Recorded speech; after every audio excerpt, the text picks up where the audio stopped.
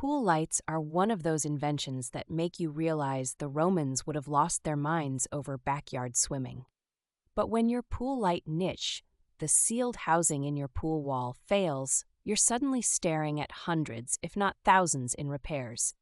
It's never a fun surprise. The most common pain point? Leaks or corrosion. Nobody thinks about the niche itself until funky stains appear or the pool water level mysteriously drops a bit too fast. You replace the bulb, still dark. You reseal the gasket, no dice. That's usually the sign the niche is done. Before you even start, know this.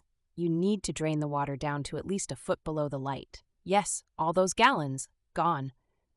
If you're like me and pay for water in Portland, just let that number marinate. A standard pool holds 13,500 gallons on average. After draining, kill all power to the pool at the breaker. No shortcuts. It's not worth risking getting lit up like a Christmas tree. Double check with a voltage tester. Electricity and water are a rivalry for the ages, and you don't want to be their referee. Next, it's time to unscrew the old light fixture. Usually one main screw at the top or bottom, then the whole fixture should come out. Sometimes you'll find decades-old screws welded by corrosion. Soak them with penetrating oil and try again in 30 minutes. Patience means less cursing. Once that's free, gently pull the light out. You'll notice a long cord snaked back to the junction box, ideally with enough slack for repairs. Pro tip, tie a drawstring to the cable end right now before you pull it fully out, so you can easily pull the new wire through later. Now, take a look at the niche itself.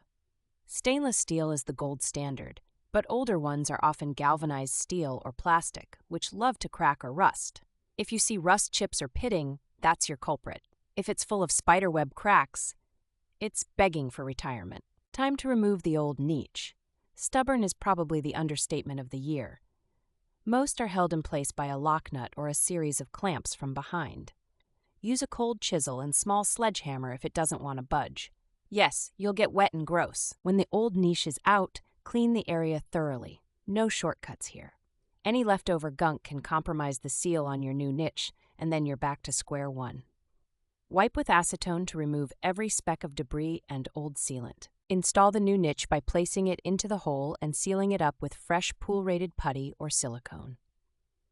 Carefully follow the manufacturer's torque guidelines for any clamps or nuts. It's always tempting to over-tighten, but that's a quick way to crack the housing. Hand tight is usually plenty. With the new niche secure, re-pull your light cable using the drawstring you tied earlier. This literally saves you an hour of trying to fish electrical wire through a wet, jagged maze. Connect, double-check your waterproof seals, and remount the light fixture into the fresh niche.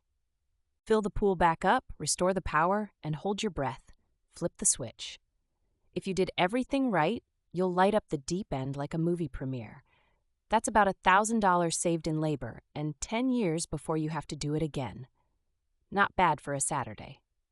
If you haven't done this before, take videos of each step as you go. Seriously. Even if you have the world's best memory, the smallest oversight means more draining and more lost weekends.